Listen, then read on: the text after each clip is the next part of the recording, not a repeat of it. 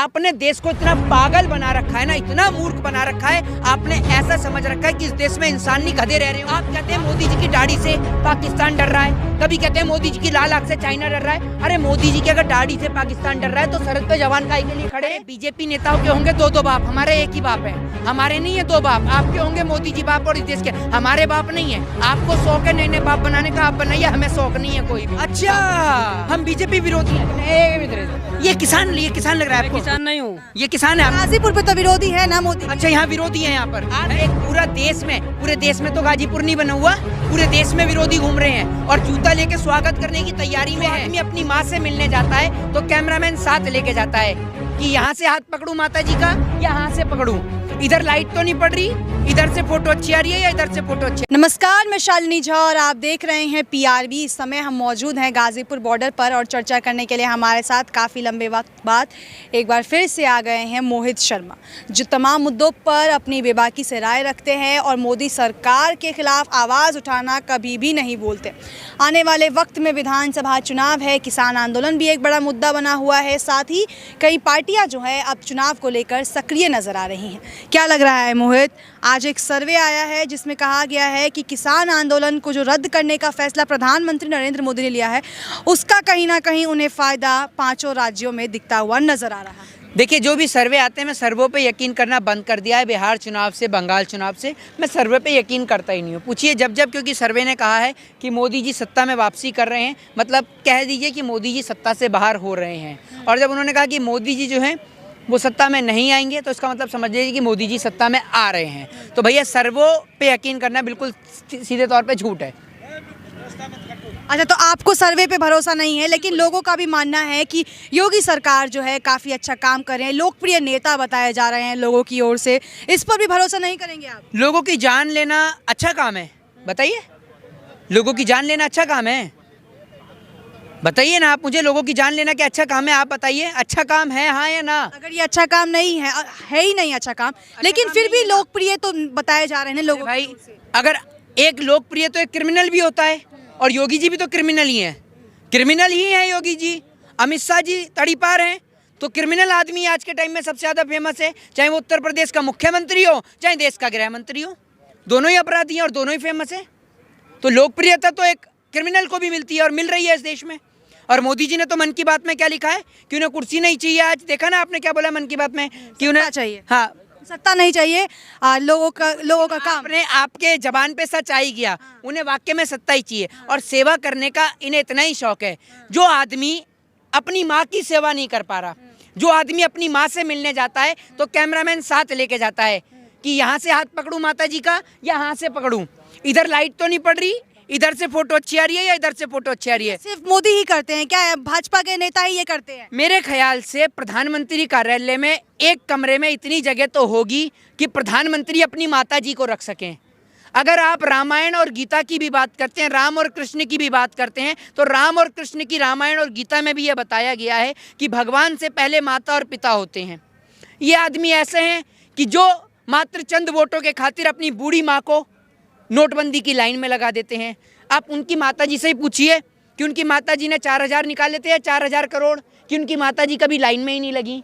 तो प्रधानमंत्री मोदी जी जो हैं, उनको सेवा से कोई फर्क नहीं है, वो लोगों की जान लेना। लेकिन वो तो कहते हैं कि जनता की सेवा हमारी पार्टी के लिए सर्वप्रिय धर्म है, हमें जब जनता याद करेगी हम उनके बीच में मौजूद होंगे। जनता आपको बिल्कुल याद नहीं करती है, आपको याद करती है गुजरात में जसोदा बहन। आप वहाँ जाइए, उनसे मिलिए, आपको जनता बिल्कुल याद नहीं करती। और जनता तो आपसे इतनी ज़्यादा नाखुश है, जनता तो आपसे हाथ जोड़ रही है, आपसे कोई जनता आपको याद नहीं कर रही है देश की। जनता तो कह रही है हम काफ़ी खुश हैं बीजेपी के कार्य से। कौन सी जनता खुश है? सर्वे नहीं देखा है? आप इतने सारे लोग हैं, एक मिनट आप इतने देखिए, बहुत सारे किसान आंदोलन तो वैसे ही विरोधी है बीजेपी। अच्छा, हम बीजेपी विरोधी हैं? ये किसान लग रहा है आपको? किसान नहीं हूँ। ये किसान है? गाजीपुर पे तो विरोधी है ना मोदी? अच्छा, यहाँ विरोधी है, यहाँ पर है। आप एक पूरे देश में तो गाजीपुर नहीं बना हुआ, पूरे देश में विरोधी घूम रहे हैं और जूता लेके स्वागत करने की तैयारी में है। और उनसे पहले स्वागत कहीं आप जैसे पत्रकारों का ना हो जाए, क्योंकि मोदी जी से ज़्यादा तारीफ मोदी जी की तो आप ही करते हैं। हम मोदी जी की तारीफ नहीं कर रहे हैं, हम आपको एक सर्वे का नतीजा बता रहे हैं। कौन सा सर्वे है? कौन सा सर्वे? कौन सा मीडिया द्वारा, मेन स्ट्रीम मीडिया द्वारा जारी किया गया हाल ही में। मेन स्ट्रीम मीडिया सबसे बड़ी मोदी जी की दलाली करती है। मेन स्ट्रीम मीडिया को मोदी जी की तरफ से मुझे लगता है 15 लाख का पैकेज मिला है, इसलिए वो मोदी जी की दलाली करती है। आपको मिला है? आपको मिला? नहीं, मुझे नहीं मिला। आपको नहीं मिला? थोड़ा कम मिला होगा, थोड़ा कम मिला होगा।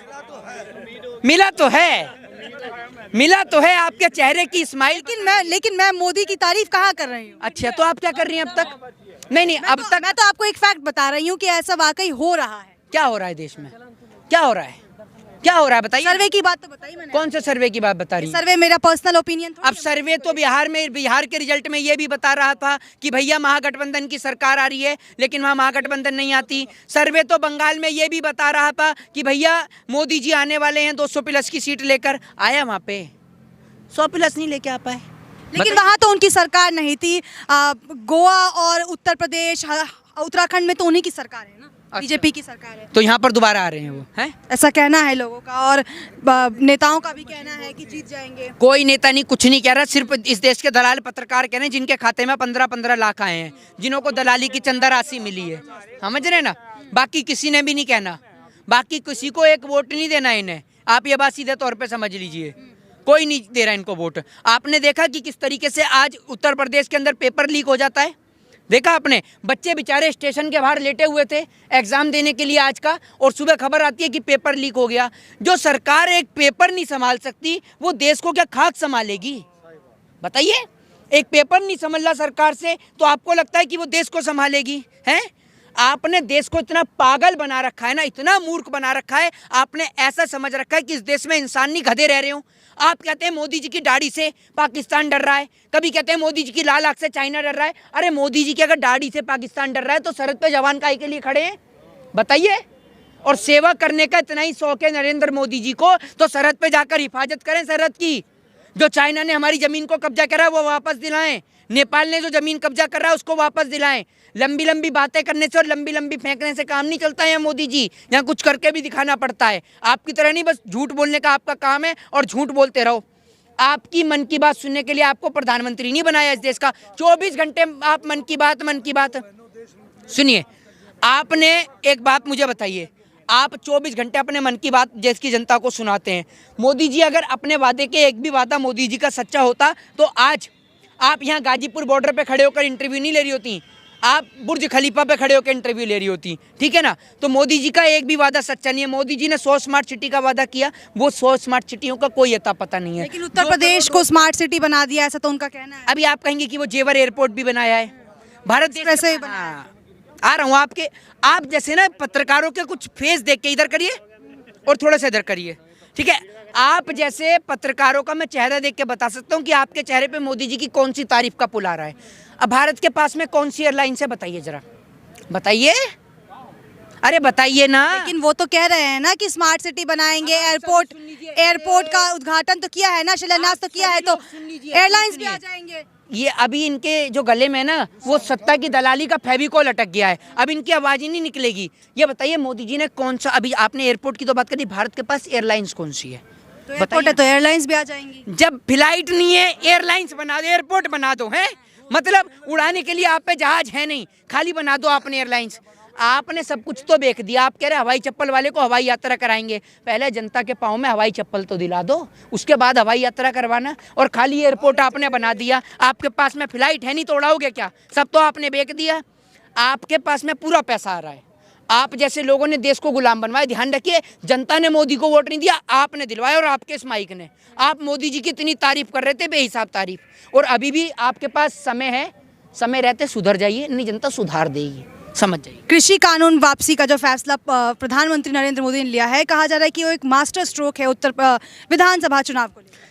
आपको इतने सवाल का जवाब दे दिया, लेकिन इसे कहते हैं ना भैया, तबाह होते भी तबाही नहीं दिखती। ये अंधभक्ति है साहब, इसकी कोई दवाई नहीं बिकती। समझ रहे हैं? आप इनको इतना बता दिया, लेकिन अभी भी ये मोदी जी की ही तारीफ करेंगी। मास्टर स्ट्रोक तारीफ हम नहीं करें, तारीफ मेन स्ट्रीम मीडिया कह रहे बड़ा दिल दिखाया है प्रधानमंत्री मोदी ने। बड़ा दिल, हाँ। बड़ा दिल। उसने 650 किसानों की जान ली है, बड़ा दिल कुछ नहीं दिलाया। और उनके ऊपर मुकदमा दर्ज होना चाहिए। हाँ, और मुकदमे के तहत आप ये समझिए उनको सजा सुनाई जानी चाहिए। इस देश का जुडिशरी क्या कहती है? अगर किसी व्यक्ति ने किसी का मर्डर किया है तो उसको सजा सुनाई जाती है ना। 650 से ज़्यादा। अब आप ये देखिए, देश की जेल के अंदर इतने सारे कैदी कैद हैं, वो भी माफ़ी मांग लेते हैं। माफ़ी किसी समस्या का समाधान नहीं है। माफ़ी तो अगर वो कुलदीप सिंह सेंगर, वो जो बलात्कारी है, वो माफ़ी मांग ले तो ये थोड़ी है कि उसने बलात्कार नहीं करा है। आप माफ़ी मांग के आसान थोड़ी कर रहे हैं। आपने गलती करी है तो आप माफ़ी मांग रहे हैं, और आपका माफ़ी मांगने का पुराना ट्रेंड है। आप अंग्रेजों के ज़माने में आपके माफ़ी वीर सावरकर ने माफ़ी मांगी, और आज आपके माफ़ी वीर नरेंद्र मोदी मांग रहे हैं। तो माफ़ी मांगनी आपकी आदत है और आप माफ़ी मांगते ही रहेंगे।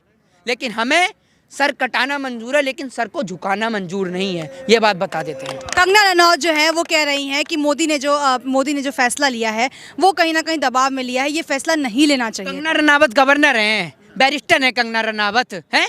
कंगना रनावत क्या है? प्रधानमंत्री हैं, पद्मश्री बॉलीवुड अभिनेत्री। पद्मश्री आपको पता है कितने का मिला? जितनी आपकी उम्र नहीं है ना, उससे डबल लोग पद्मश्री लेके बैठे हैं। उनके बारे में आप पूछती है जाके? उनके घर में खाने को रोटी नहीं है, जो देश के जवानों को गाली दे रहे हैं। प्रियता से तो नहीं आप उनको लोकप्रियता दे रहे हैं। मैं काहे को किलसूँ उसकी लोकप्रियता से, हैं?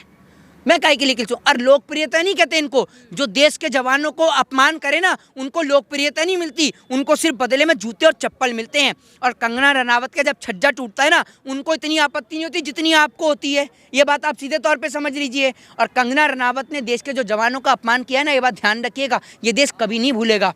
और जब कंगना रनावत और उनके माफी वीर सावरकर जब अंग्रेजों से माफ़ी मांग रहे थे ना, तब देश के क्रांतिवीर फांसी का फंदा चूम रहे थे। अगर राजगुरु सुखदेव और भगत सिंह फांसी का फंदा नहीं चूमते ना, तो कंगना रनावत किसी अंग्रेज के घर में बैठ के उसके जूते और चप्पल साफ कर रही होती। तो ये आज़ादी देश के स्वतंत्रता सेनानियों ने दिलाई है, कंगना रनावत ने। बीजेपी के नेता ये कह रहे हैं कि प्रधानमंत्री मोदी ही है। नेता की क्या बात सुनेंगे आप? बीजेपी के तो सुन तो लीजिए, सवाल तो इस देश के बाप हैं। वो कह रहे हैं इस देश के बाप हैं। सवाल तो सुनिए। अरे बीजेपी नेताओं के होंगे दो बाप, हमारे एक ही बाप है। हमारे नहीं है दो बाप, आपके होंगे मोदी जी बाप और इस देश के। हमारे बाप नहीं है। आपको शौक है नए नए बाप बनाने का, आप बनाइए, हमें शौक नहीं है कोई भी। हाँ, तो मोहित शर्मा की बात और राय आपने सुनी कि उनका क्या कहना है किसान मुद्दे को लेकर, और आने वाले विधानसभा चुनाव में भी उन्होंने ये कह दिया है कि जनता पूरी तरह से बीजेपी से त्रस्त है और जनता उन्हें बहुत जल्द जो है सत्ता की कुर्सी से